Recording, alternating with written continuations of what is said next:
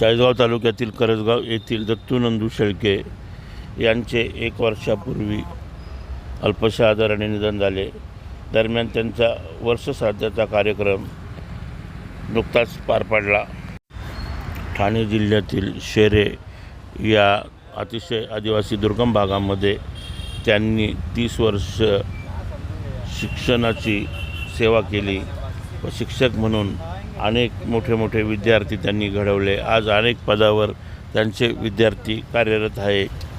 अतिशय हुशार व शांत संयमी असं ते व्यक्तिमत्व होते आणि रिटायरनंतर आपल्या गावी करजगाव या ठिकाणी आले. करजगावी या ठिकाणी ते विठ्ठला या नावाने प्रसिद्ध झाले. आपल्या घरासमोरच त्यांनी मंदिर विठ्ठलाचे बांधले होते. त्याचप्रमाणे खंडोबाचे मंदिर देखील ते आता बांधणार होते. दरम्यान मंदिरातच जात असताना त्यांचा पाय घसरला आणि त्यानंतर त्यांना मणक्याचा त्रास होऊ लागला. त्यानंतर अनेक विलास करूनही त्यांची तब्येत बरी झाली नाही. दरम्यान त्यांनी जाताना खंडोबाचे मंदिर बांधावे विठ्ठलाच्या मंदिराजवळ अशी त्यांची इच्छा होती. त्यासाठी 51,000 रुपये आपल्या मुलाला देण्यास सांगितले. त्यांच्या वर्षश्राद्धाच्या दिवशी 51,000चा चेक त्यांचा मुलगा रवींद्र शेळके यांनी गावकऱ्यांना सुपूर्द केला. लवकरच खंडोबाचे मंदिर बांधण्यात येणार आहे. हबप सांगळेजी महाराज यांचे जाहीर कीर्तन यावेळेस झाले. या कीर्तनामध्ये त्यांनी आईवडिलांची सेवा केल्याने कसे पुण्य भेटते याबद्दल अधिक माहिती दिली. करावं लागेल, मंदिराच्या कासावर जायचं, मंदिराच्या कासावर जाऊन काय करायची उडी टाकायची. आता ही गोष्ट साधी आहे का? आता त्यांना वाटलं असं बोललो म्हणजे हा मार घालायला येणार नाही. त्या गुरूंनी सहज शब्द काढले.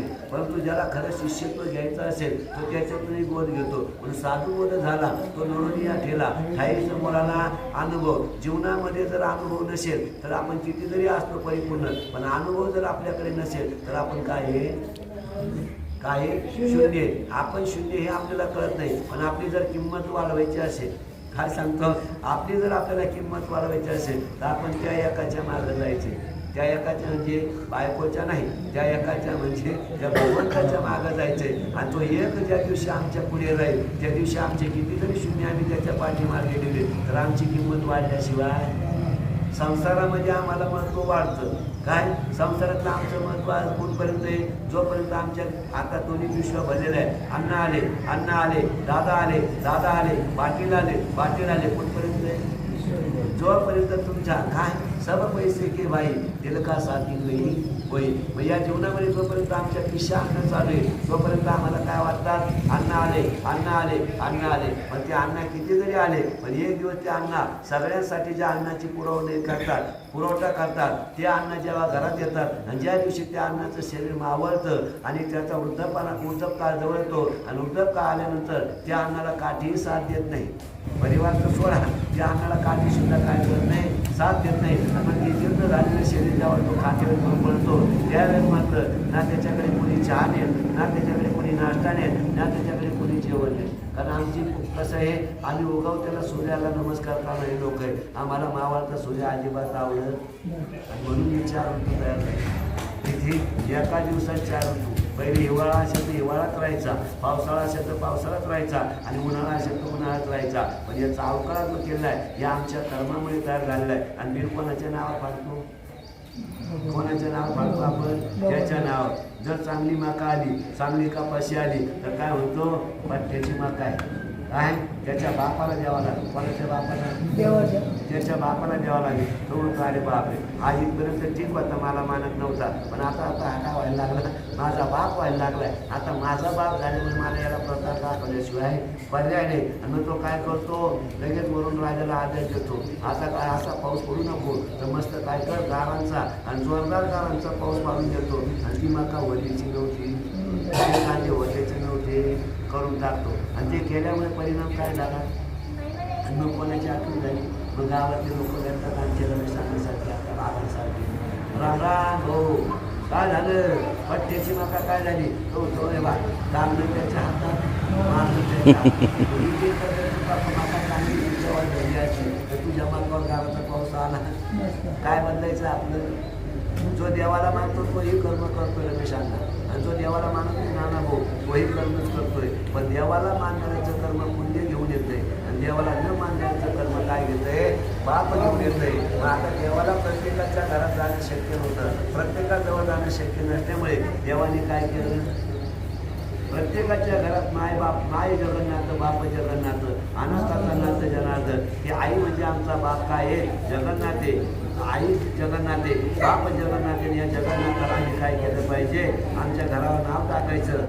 रात्र केली घालून या शून्य, काय संसाराच्या नावे घालून या शून्य, आणि वाढता पुण्य यज्ञ केला. म्हणजे संसारावर शून्य ठेवल्याशिवाय, काय सांगतो मी, संसारावर शून्य ठेवलेल्याशिवाय आणि भगवंताकडे गेल्याशिवाय पुण्याची प्राप्ती नाही. मग तुम्हाला सांगतो, पुण्याची प्राप्ती होण्याकरता आम्ही काय केलं पाहिजे? मुखाने घरी घरी घरी घरी घरी घरी म्हणायचं का नाही, तर हरी हरी म्हणायचंय.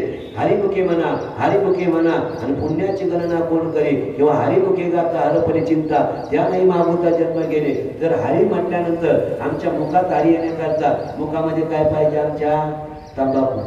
काय पाहिजे मुखामध्ये? दारू. काय पाहिजे आमच्या मुखामध्ये? विडी. का? हे अजिबात नसावं. ज्याच्या जीवनामध्ये व्यसन आहे त्याचं 100 वर्षाचं आयुष्य त्यांनी स्वतः कमी केलेलं आहे. अजिबात देवाला दोष द्यायचा नाही. काय सांगतो मी? अजिबात देवाच्या नावाने डोकं फोडायचं नाही. फोडायचं असेल तर आपल्या कर्माच्या नावाने. काही चांगलं आम्हाला आज आवडत नाही, पण वाईटासाठी आम्ही काय करतोय? आता गावामध्ये एवढीच लोक आहेत का? गावामध्ये एवढी लोक आहेत का रमेश मामा? किती लोक आहेत गावामध्ये? गावाची लोकसंख्या किती? मतदानाची वेळेस कळेल किती? मतदानाची गावाची लोकसंख्या कळेल. पण आता आमचं असं झालंय, या कलीचं महिमानच असं आहे. असं त्या जण पापाचे ते अनुमोदन, आणि पापाच्या मागे जास्त लोक असल्यामुळे कौरवांच्या मागे सुद्धा भगवंताने आपली सेना सुद्धा त्यांना देऊन टाकली. आणि त्यांच्याकडे एकच मामा होता शकुनी मामा. पण शकुनी मामा जसा त्यांचा मामा होता तसा पांडवांचा सुद्धा काय होता? मामा होता. पण शकुनीला माहिती होतं, मी जर पांडवांच्या बाजूने राहिलो तर कौरव मारणार, आणि मला काय करायचंय? कोणाला मारायचंय? काय? कौरवाला म्हणजे वाईट विचारांना मला मारायचंय. म्हणून चांगल्याच्या बाजूने राहायच्या ऐवजी काय करतो तो? त्यांच्या बाजूने राहिला. आता मला सांगा, ज्याला राजकीय क्षेत्रामध्ये प्रगती करायची त्यांनी आपल्या समोरच्या विरोधकांसमोर जेव्हा उभं राहिलं त्यावेळेस काहीच करायचं नाही. त्या विरोधकाचा जो चांगला जवळचा माणूस आहे, काय जवळचा जो माणूस आहे त्याला काय करायचं? गाडीवर बसवायचं. आणि गाडीवर बसून जो आपला विरोधक आहे त्याच्या फक्त घराकडून जाता माणूस जिथं बसवलं तिथे त्याला सोडून द्यायचं. तुमचं काम झालं. तेवढं एकदा त्याला सोडून दिलं, तुम्ही एकदा निघून गेले का तो काय सांगतो? अरे तुझं त्याच्या गाडीवर होता, अरे नाही रे मी तर तुझा आहे. तो किती जरी जीव तोडून सांगितलं तरी त्याच्यावरचा विश्वास त्याचा कायम राहत नाही. आणि म्हणून तुमच्या आमच्या जीवनामध्ये मी हीच गोष्ट आहे, काय आमचा विश्वास तुमचा कशावर नाही? भगवंतावर नाही. आणि जेव्हा युद्धाचा प्रसंग जेव्हा चालू झाला, आता युद्धाचा प्रसंग झाल्यानंतर भगवान कृष्णाला कळालं समोरच्या थांबवणार आहे. कारण मला कोणी थांबावं म्हणा याच्याकरता मी कधी प्रवचन कीर्तन करते. कारण माझा मी अलाराम लावलेला असतो आणि त्या काळातच मी प्रवचन करतो. आता एक जो होता, एक मुलगा आपल्या वडिलांची सेवा करायचा आणि एक राजा आपल्या आईची सेवा करायचा.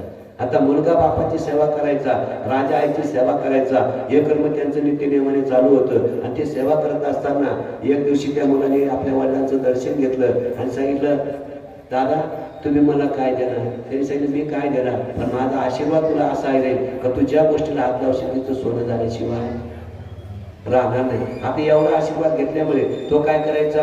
गावात एखादी मोटरसायकल घेतली तर तोही म्हणायचा बापाचा आशीर्वाद. लगेच असं करता करता मोटरसायकल घेतली, बापाचा आशीर्वाद. असं करता करता जमीन घेतली, बापाचा आशीर्वाद. असं करता करता घर घेतलं, बापाचा आशीर्वाद. असं करता करता त्याचं नाव लोक विसरून गेले. तो दिसला काय म्हणायचे? कोण ह्या? बापाचा. काय नाव पडलं त्याला? बापाचा आशीर्वाद. असं करता करता त्याने मग काय केलं? ज्या देशामध्ये लवंग तयार होती, काय ज्या देशात लवंग तयार होती त्या देशातली लवंग आणली, ती 1 रुपयानी लवंग आणली आणि ती करंजगावमध्ये त्यांनी 20 रुपयांनी विकायला सुरुवात केली. आता किती रुपयाचा फायदा झाला? एकोणायचा नाही, कारण अन्य देण्याचा खर्च आपला राहिला आहे ना, म्हणजे तरी 10-12 रुपयाचा त्याला काय झाला, फायदा झाला. आणि असं करता करता त्याचा काय झाला, व्यापार अतिशय जोरात चालायला लागला. मसाल्याच्या पदार्थामध्ये लवंग जर नसेल तर त्या मसाल्याला जशी किंमत नाही, तसं या मसाल्यामध्ये जर भगवंताची लवंग नसेल तर हा मसाला सुद्धा काही कामाचा नाही. आणि मग असं करता करता त्याची इतकी वृद्धी झाली, सगळं चाळीसगाव तालुका, नाशिक जिल्हा सगळीकडे त्याचं हे झालं, पूर्ण महाराष्ट्रात त्याचा सण झाले. आणि मग मात्र त्यांनी ठरवलं, बापाच्या आशीर्वादाचं आपण चांगलं सगळं अनुभवलं, आता आपल्याला काय करायचंय, हे सगळं वाटलं करायचंय. मग त्यांनी ज्या देशातून 1 रुपयाला लवंग आणली त्याचे पोतेचे पोते भरले, इथून मुंबईला एसटी दिलेले, तिथून लगेच जहाजामध्ये ते टाकले. आणि ज्या देशातून लवंग आणली, आता मला सांगा, इथं 20 रुपयाची लवंग जी होती, ज्या देशात लवंग 1 रुपयाला, त्या देशात 1 रुपयाला घेतलं जाईल का?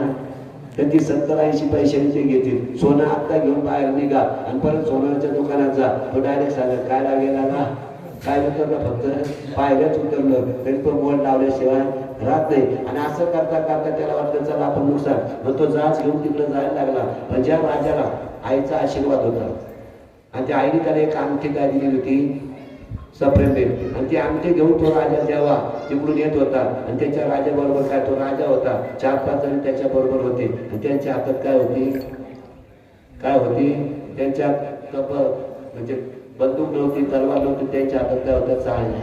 त्या चाळण्या कशा करता होती, तर त्या राजाची अंगठी जी होती आईने दिलेली, ती अंगठी कुठे हरवली होती, समुद्रात.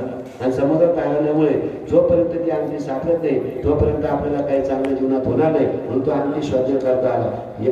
याचंही जहाज इकडून आलं, राजाचंही जहाज इकडून आलं. आणि जेव्हा त्यांची लोकांची भेटा मिळाली, त्यांनी एकमेकाला राम केला, शामशाम केला आणि सांगितलं इकडे येण्याचं कारण काय. तेव्हा त्या मुलांनी सांगितलं, माझ्या बापाचा मला आशीर्वाद आहे आणि मी आता हे लवंगा विकण्याला चाललोय. ज्या देशात लवंग निर्माण होती, मला याचं काय करायचंय, माझ्या आयुष्यात पूर्ण तोटा करायचा आहे, मला आता काही शिल्लक ठेवायचं नाही, पण मला बापाच्या आशीर्वादाची ताकद बघायची म्हणून मी चाललो.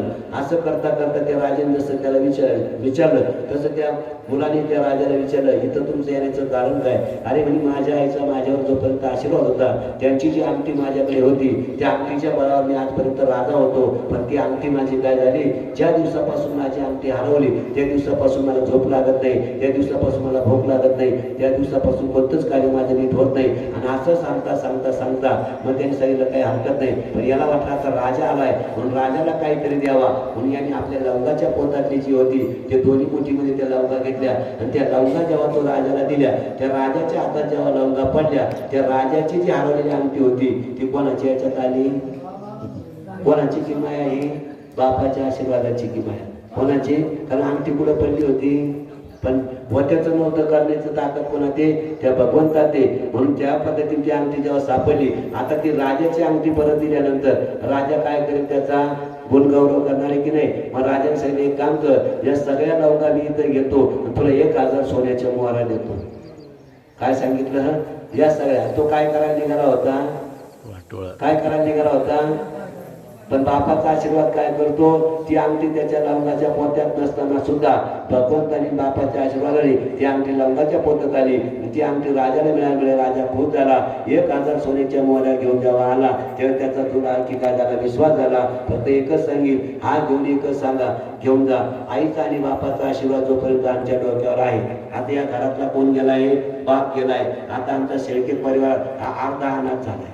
किती, अर्धा अनाथ झालाय. ज्या दिवशी आमची आई आणि बाप निघून जातात त्या दिवशी, कारण स्वामी तुम्ही जगाचा, आई विना भिकारी. म्हणून जीवनामध्ये हे यायला नको. म्हणजे पांडुरंगाचे आपण आषाढीची वारी करतो, तशाच पद्धतीने या मुलाने आज आपल्या बापासाठी हे वर्ष श्राद्ध म्हणजे याच्यासाठी केलंय. म्हणून काय आज आपण या ठिकाणी ही प्रवचन रूपी सेवा घेतली, कारण माझ्या वडिलांची मिरासी का देवा, काय याच्या वडिलांची मिरासी आहे आणि माझ्या वडिलांची मिरासी का देवा, तुझी चरण सेवा पांडुरंगा. आणि याच्याकरता हे प्रवचन ठेवून उपास पाराने राखीला दारवंटा केला भगवंता आम्हाला लागे. आणि अशाच पद्धतीने त्या मुलाला एकच विनंती करेल, हे एकच पुण्यस्मरण न करता जेवढे पुण्यस्मरण करायचे गावातलं भजनी मंडळ घेऊन कर, तू भजन कर, परंतु मात्र आपल्या वडिलांना विसरू नको.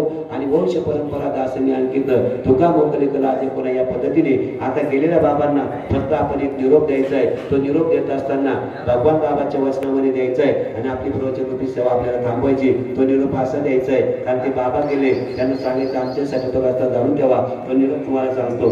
जय रे भगवान गडा जरे जाता भगवान गडा निरोप माझा घेऊन जा निरोप माझा घेऊन जा हा भाव माझ्या अंतरेचा हा भाव माझ्या अंतरेचा भगवान